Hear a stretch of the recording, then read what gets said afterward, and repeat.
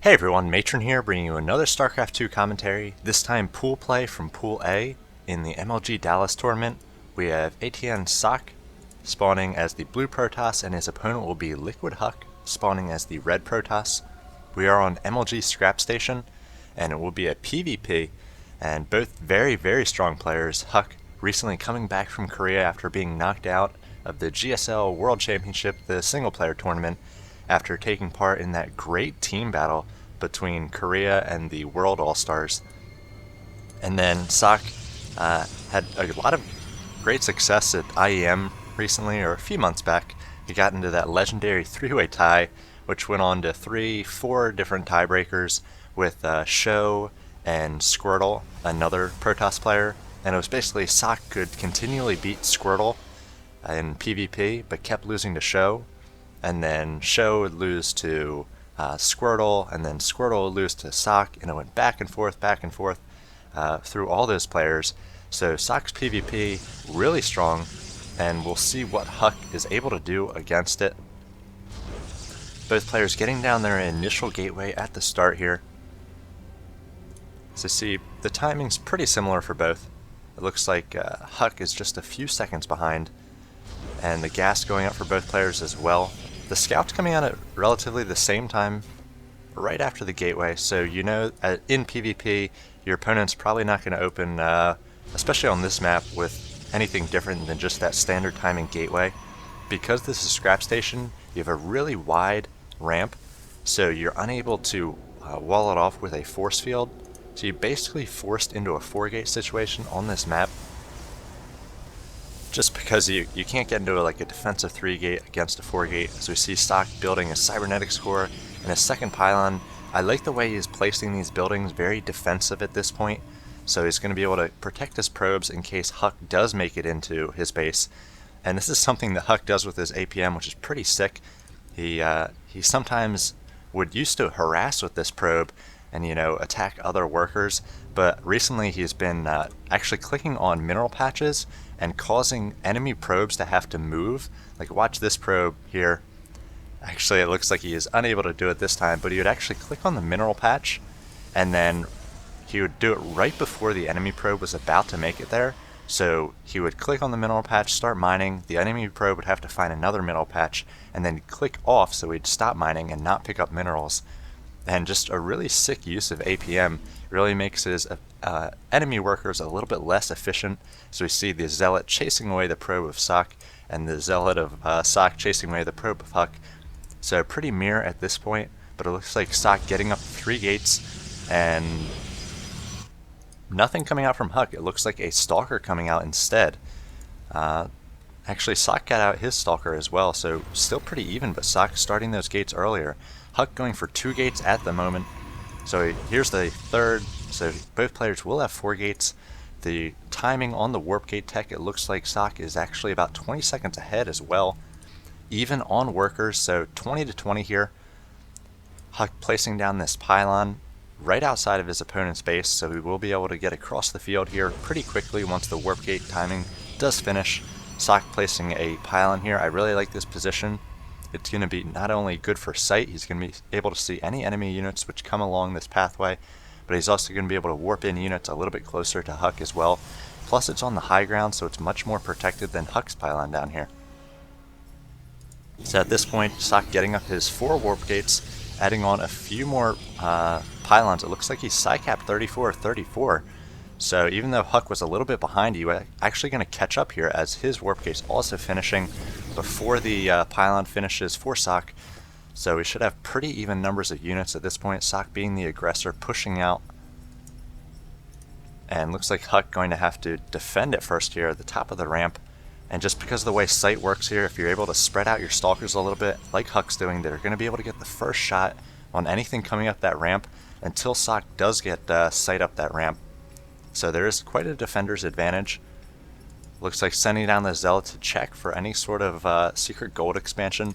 If your opponent's able to get that up and running for just a minute or two, it can really swing the tide of battle.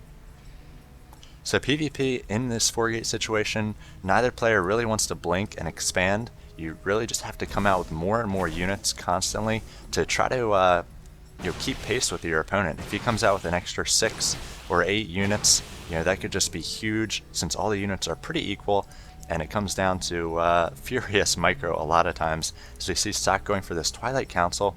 I imagine he will be going for Blink, as he's favoring Stalkers in the early going here, and now trying to take out this pylon with his Zealot here, but cleaned up nicely by HuK.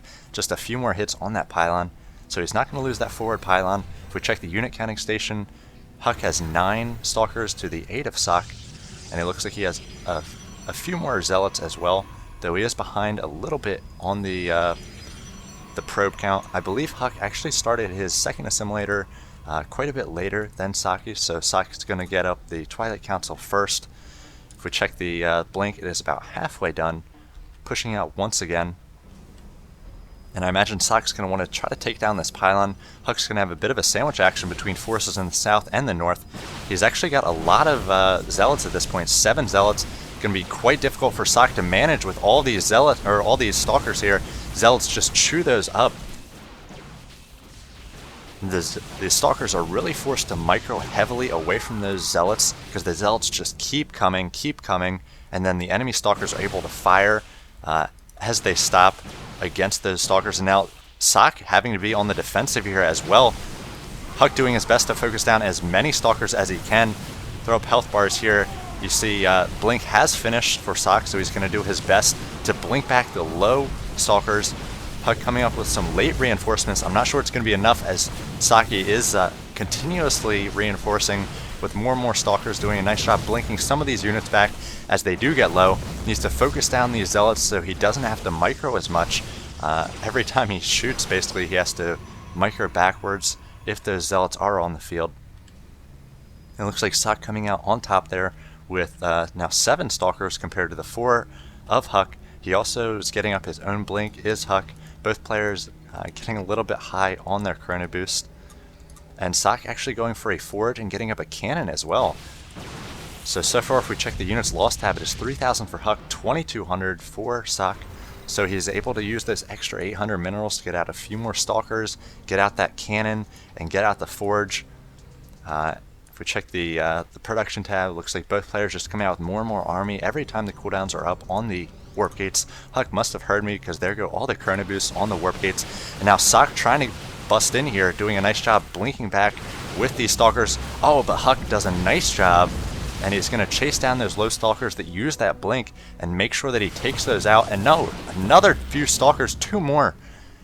So I don't believe HuK lost too much in that encounter, and Socke lost about 4 Stalkers. If we check the unit counting station, it is now 9 to 9. Now 10 to 9, but HuK does have all those all-important Zealots, and those Zealots are going to force that intensive micro from Socke. Now it looks like HuK wants to bust through here, taking down those rocks almost all the way.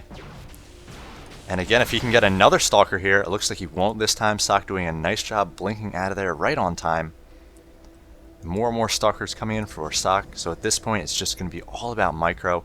Eventually there's going to be a big battle, and it's going to be whoever can do a better job with blink. So you see another encounter here. Socke needs to blink back there. HuK blinking back as well. HuK losing 1 Stalker there, and Socke losing 1 as well. I believe HuK lost a Zealot as well. Another free Zealot for Socke. Check the units lost. It is 3,700 to 3,200. So in the last few moments, it looks like HuK has made up about 200, 300 units out of that unit loss tab. Placing down another pylon a little bit closer to these rocks. I imagine he may be busting through here shortly. Oh my. If we check the production tab, it looks like a dark shrine going up here, and HuK has no detection at all.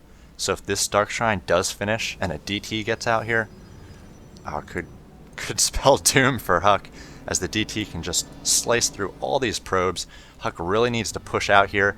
I believe he's got the superior army at this point. Yeah, 65 to 57. He's a little bit ahead on harvesters as well. If we check the unit counting station, it is 15 to 17, 4 and 2. So HuK really needs to be aggressive here. It looks like he is blinking in a Stalker into the main of Socke. Wants to see whether any sort of new tech is coming, but Socke doing a nice job hiding that dark shrine. That scout going to show him nothing. And the Dark Shrine almost complete, about 80% complete. Looks like HuK pushing out here for some sort of attack. And as soon as this DT hits, it can be used defensively, offensively, and HuK's got no answer for it. Just adding more pylons to this 4-gate and being very passive here. I wonder what his next step is going to be, whether he's going to be expanding as the first few DTs coming out. Looks like 2 right now, and they are rallied, I believe, right into the base of HuK. Oh, it looks like Socke actually taking this opportunity to expand as well. So he knows this huge harassment's about to come. The DT is making their way into the base of HuK. HuK busting through these rocks. We'll see whether he's going to take down the second set of rocks. It looks like he will. I haven't caught that second DT. It looks like the 1 DT making its way into HuK's base now. Actually, on second thought, it looks like no, he's going to be in the base. And it looks like that DT had made it into the mineral line, had already had 4 kills, and HuK GGing. He knows it was over. He would not be able to get up a forge and a cannon, or a robotics and an observer fast enough. And a few more DTs on defense as well could just slice through all these stalkers. So very nice PvP from both players. A little bit of blink micro in a few of those battles there, but eventually Socke was able to, I guess, get ahead enough in the units lost tab. As we see at the end, he was up about 800, that he was able to afford an expansion and that extra little bit of tech, and HuK was not able to match it at all. If he had gotten out a Robo and tried to transition to Colossi, he would have been able to get out an Observer pretty quickly, and the game could have been different. So this is going to be game 1. Again, this is pool play, best of 3. So I'll go ahead and bring you game 2 of this series now. Thanks for watching this one. Take care.